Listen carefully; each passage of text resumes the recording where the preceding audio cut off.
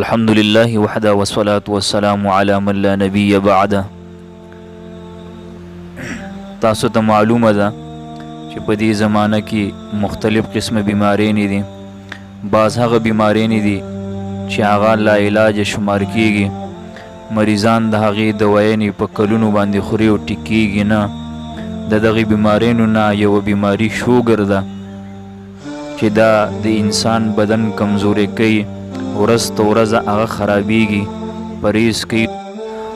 د شوګر بیماری دپاره روحانی علاج د قرآن کریم سوره بنی اسرائیل آیات نمبر 8 د ربی ادخلنی مدخل صدق و اخرجنی مخرج صدق واجعل لی من لدنک سلطانا نصیرا. دا روزانه یو سلیغ ځل چې وایي انشاءالله ضرور به ورته د دې پیدا حاصلیږي.